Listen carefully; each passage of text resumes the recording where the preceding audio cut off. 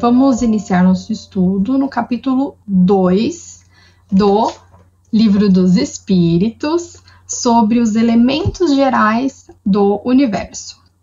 Antes de adentrarmos ao nosso estudo, eu preciso deixar claro 4 objetivos que temos com essa videoaula, que é entender sobre, primeiro, o conhecimento do princípio das coisas pelo ser humano. Segundo, espírito e matéria. Terceiro, fluido cósmico. E quarto, trindade universal. Então, quando Kardec pergunta aos espíritos sobre o conhecimento pelo ser humano do princípio das coisas, os espíritos deixam muito claro que, na condição espiritual que nos encontramos, ainda não possuímos certas faculdades necessárias para a compreensão de certos assuntos. Mas, na medida em que nos espiritualizamos, esse véu se levanta e conseguimos compreender certos assuntos. Por isso, nossa ciência encontra alguns limites que são pré-estabelecidos por Deus. Então, certos assuntos, como o princípio das coisas, ainda é um mistério para o espírito habitante de um mundo de provas e expiações. Partindo para a pergunta 23, Kardec vai questionar sobre o espírito. E nós temos a explicação de que o espírito é o princípio inteligente da criação. Tudo aquilo que tem vida, ainda que nas formas mais inferiores e primitivas, ainda sem contar com a razão. Esse tema será um pouco mais estudado à frente do Livro dos Espíritos, mas também para quem quiser se aprofundar, porque é um assunto muito complexo, eu indico a leitura do capítulo 10 do livro A Gênese. Agora, adentrando ao estudo da matéria e do fluido cósmico. Na pergunta 22, os espíritos descrevem a matéria como um instrumento pelo qual o espírito exerce a sua ação. Ela é formada por um elemento primitivo. Tudo que nós chamamos de matéria nada mais é do que o resultado de uma das infinitas mutações dessa matéria primitiva. Essas mutações ocorrem pela modificação de que as moléculas elementares dessa matéria primitiva sofrem pela sua união em determinadas circunstâncias. Por exemplo, a água é uma modificação do elemento hidrogênio e oxigênio, que se modificam em determinada circunstância, dando vida a uma nova substância química. Então, toda a matéria advém desse material primitivo. Por isso que os espíritos vão dizer que tudo está em tudo.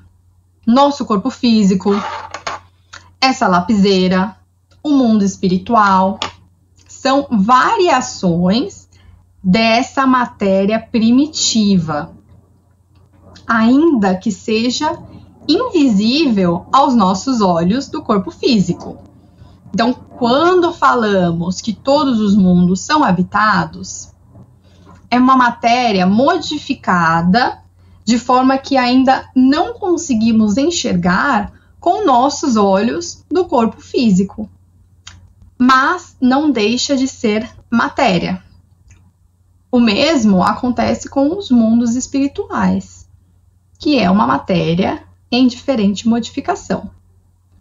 Então, para complementar o nosso estudo sobre a matéria, vamos falar sobre o fluido cósmico, que desempenha um papel intermediário entre a matéria e o espírito, já que a matéria em si é muito grosseira para que o espírito consiga exercer ação sobre ela.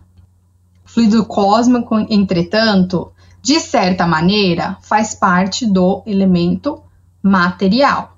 E também é capaz de exercer infinitas combinações e reações com a matéria sob a ação do espírito. Então, são 3 elementos gerais do universo, o que os espíritos vão chamar de Trindade Universal. Imaginem que seja uma pirâmide, um triângulo. O primeiro é Deus, que está no topo dessa pirâmide, que é o criador de tudo que existe, a inteligência soberana do universo. O segundo é o espírito, que é o princípio inteligente do universo. E o terceiro, que é a matéria, o instrumento de ação do princípio inteligente, que se modifica em infinitas possibilidades. Então, tudo que existe advém dessas 3 coisas. E isso também quer dizer que espírito não é matéria e não é Deus. Deus não é matéria e não é espírito. E matéria não é Deus e não é espírito. Cada uma dessas 3 coisas são distintas. Para finalizar o nosso estudo do capítulo 2, nós vamos passar rapidamente pelo assunto universo, já que esse estudo continua no próximo capítulo do livro. Então, os espíritos vão dar uma rápida explicação. Primeiro, o universo ele é infinito. Isso quer dizer que não tem começo e não tem fim. E essa é uma descrição muito difícil para que o ser humano compreenda, pelo fato de nossa visão ainda ser muito restrita. E também o universo não é vazio em nenhum ponto. Onde nos parece vazio, na verdade, é ocupado por matéria que nos escapa à visão.